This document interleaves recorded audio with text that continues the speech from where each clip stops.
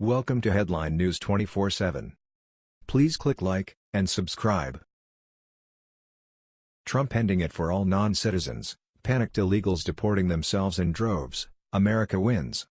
Progressive leftists consistently cite Americans as lacking compassion if they do not support illegal immigration and open borders policies. On the contrary, most Americans do not have an issue with immigration at all.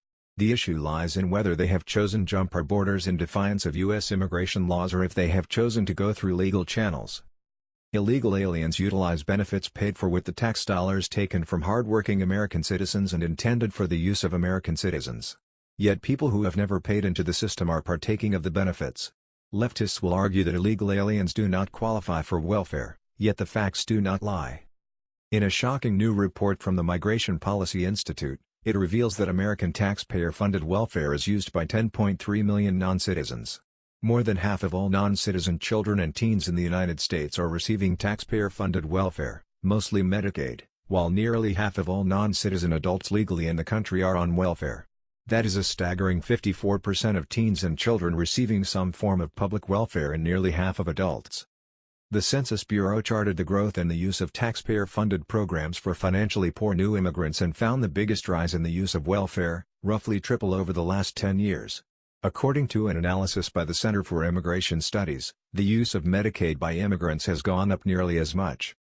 According to the Migration Policy Institute in a just-released study of welfare use by U.S.-born Americans, naturalized citizens and non-citizen aliens, the Migration Policy Institute found that of the 22 million non-citizens in the country, 10.3 million are on at least one welfare program. The report said that 54.2% of children and teens up to age 17 receive at least one of four major public welfare benefits, while it's 46.3% for those aged 18 to 54 and 47.8% for older aliens. By comparison, 32% of the U.S.-born population of 270 million receive some welfare. Of those, 45.8% are children and teens, 30% are aged 18 to 54 and 22.5% are age 55 and older. According to the Washington Examiner, the report is a warning that the current Trump administration is following through with its campaign promises regarding immigration.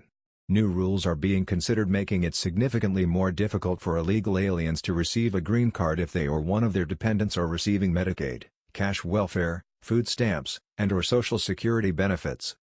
MPI also revealed the Trump administration is considering changes in the standard for when receipt of public benefits can be used as grounds for the deportation of legally present non-citizens. MPI states of the report's significant key findings are: based on the experience of the 1990s immigration and welfare reforms, it is reasonable to expect that the rule will discourage millions of immigrants from accessing health, nutrition, and social services. These chilling effects are likely to stretch beyond immigrants themselves to affect U.S. citizen children whose parents may disenroll them from services for fear of immigration consequences. These impacts are likely to weigh most heavily on states with large immigrant populations and those with inclusive public benefit policies, such as California and New York. Further estimating the new draft proposed rules could and likely will significantly reshape future legal immigration, as it will give the Trump administration as well as that of future administrations broad discretion to deny a much larger share of applications from prospective immigrants as well as those already currently residing within U.S. borders who are seeking a green card. MPI estimates that the law would have a chilling effect on immigration and thereby cut welfare used by aliens significantly. According to the report, although it is difficult to estimate precisely how many people would alter their behavior in response to the proposed change in public chart policy, if immigrants' use patterns were to follow those observed during the late 1990s, there could be a decline of between 20% and 60%, and that even some members of groups exempt from the new rule, for example refugees, would likely withdraw from public programs. The Washington Examiner also reports. Stephen Camarota, the center's director of research and the study's lead author, highlighted those two census data points in noting that it has happened despite the increase in education levels for immigrants. He also found that new immigrants are twice as likely to live in poverty as native-born Americans. According to a report entitled Better Educated, but Not Better Off from Stephen Camarota, director of research for the Center for Immigration Studies the share of new immigrants in poverty was slightly higher in 2017 than in 2007, and the gap with natives widened slightly.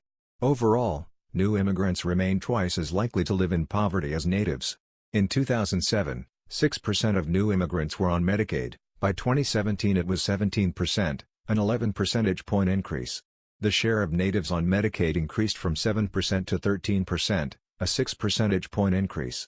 New immigrants are now more likely to use the program than natives. The share of new immigrants living in households receiving food stamps roughly tripled from 4% to 13% from 2007 to 2017. Among natives, food stamp use also increased, but not as much, from about 6% to 10%. New immigrants are now more likely to live in a household on food stamps. That was the news. We thought you might be interested in knowing about this. Please click like and subscribe. Thank you.